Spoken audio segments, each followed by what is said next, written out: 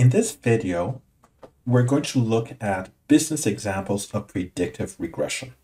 We're not looking at any specific regression algorithms such as linear regression or neural networks, but rather the general class of business problems that could be resolved or helped by various predictive regression algorithms.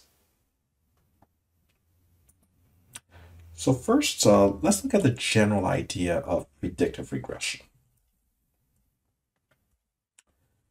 First, we're talking about prediction. This means that we're looking at past data that we have in order to predict what we expect future data to look like. That's the framework we're talking about. So this is predictive analytics. Second, we're talking about regression. And regression means that what we're trying to predict are specific numeric values rather than limited classes or categories. If we were predicting classes such as yes or no, true or false, well, that would be a classification problem. But here we're predicting numbers such as how many customers will come to our store, or maybe how long it takes for a project to be completed. So not categories such as will the product succeed or fail, yes or no, or will the customer buy, yes or no. Those would be classification problems. And finally, this is in the framework of supervised learning.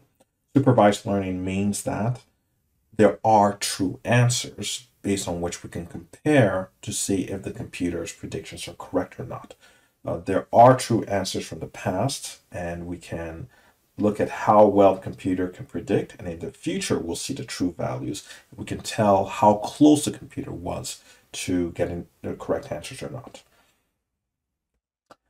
I'd like to further clarify the distinction between classification and regression as predictive goals. So first, the basic goal of classification is to predict classes or categories, whereas the goal of regression is to predict numbers. But it's a little bit more than that. When we look at the evaluation criteria of what is a good classification model or a good predictive model, classification really looks at all or nothing. Have you successfully predicted the category or not? So this illustration here kind of shows this point. If you're shooting targets, here what you have is either you hit or you miss. It doesn't really care that much how close the hit is, but if it hits one of the red ones, it's a miss. If it hits the green one, it's a hit. And that's like classification. It's not a matter of closeness or not. It's a black or white scenario. If it's a category you hit that you wanted, it's true. If it's not a category you wanted, it's false. Close doesn't count.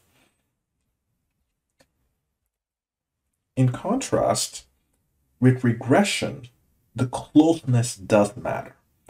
And so here's another target where there are different points based on how close it gets.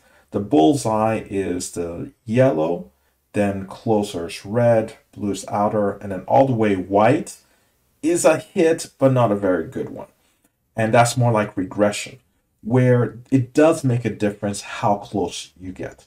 And in fact, in regression, it's very, very rare to get an exact perfect estimate of the correct value, such as in this illustration, none of the arrows actually hit the yellow spot, but a few did hit red, and some were even closer to the center than others, and those are more valuable. Here, you get more points the closer you are, and that's what regression is like. You know that you're probably not going to predict the exact number, but the closer you are, the more valuable, the more appreciated that prediction is.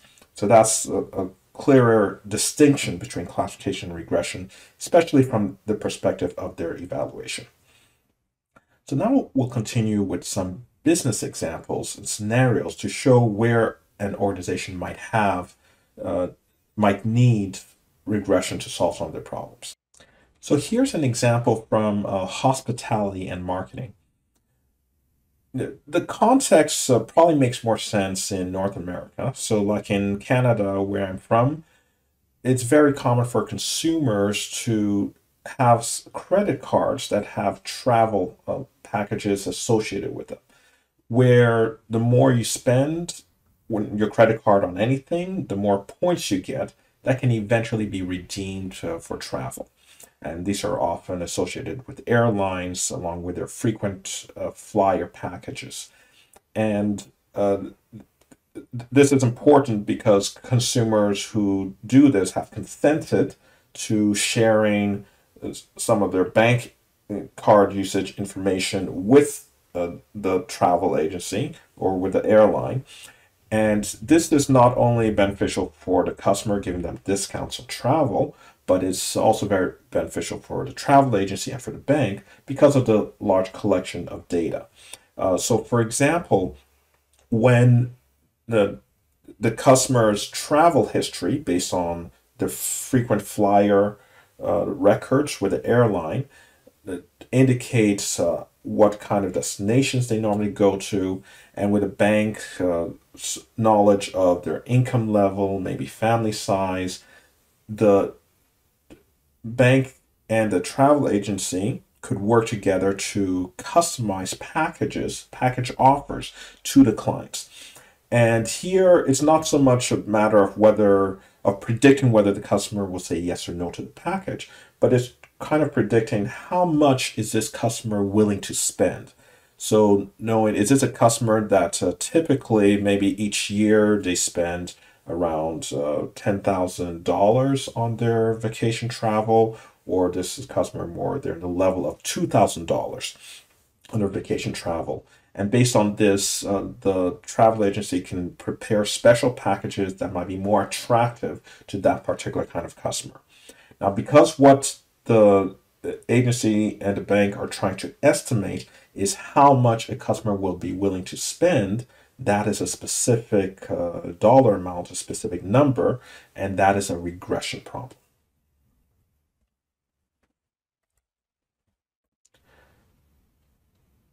This example is from related to customer help desk, which covers human resources, operations, and supply chain management.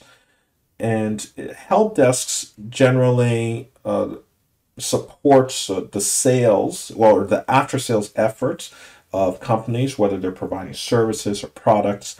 When consumers need help or have questions, the help desk is there to help them and provides an overall satisfying customer experience.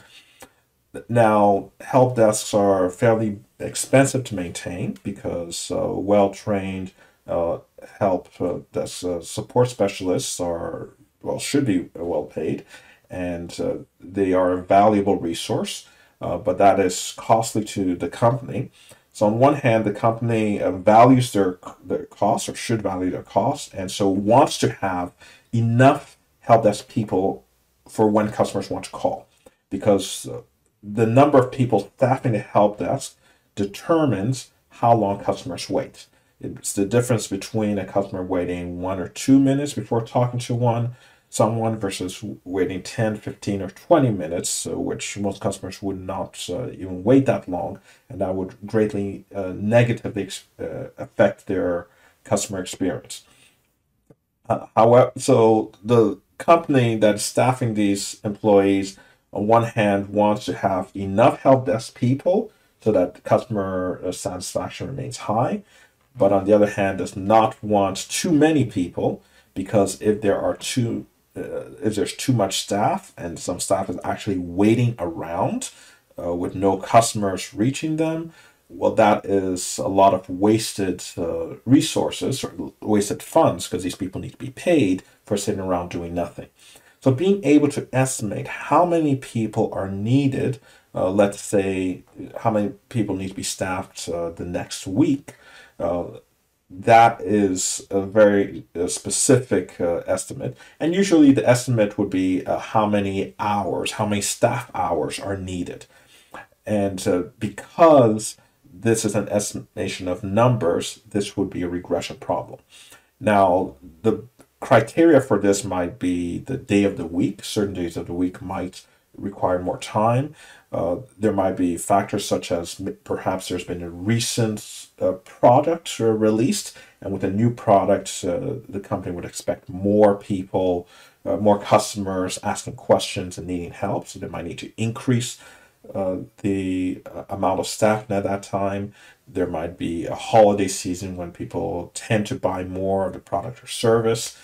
But based on these various factors, the company tries to estimate the number of staff hours, and that is a regression problem. Here is another example from supply chain management and operations, but dealing with the supply of machinery, but also with some staffing implications. So when companies have expensive machinery, to usually for manufacturing some sort of product, the their profits and their efficiency depends very much on these machines working effectively and continually. And in order for them to work effectively, they need to be maintained regularly because machines will break down. That's normal, especially if they're working hour after hour nonstop. And but in order to minimize the breakdowns, there needs to be preventive maintenance that checks that everything is working okay before the breakdown happens. Because usually when a breakdown happens, it's much more expensive because it takes quite a bit of time for, well, first to get a technician there and then for the technician to diagnose the problem. And sometimes it might need special parts that need to be ordered. And so that's further delay, and expensive machines that are not working are costing the company a lot of money. So by being able to estimate in advance how long a machine typically takes before it breaks down, the company could save a lot of money.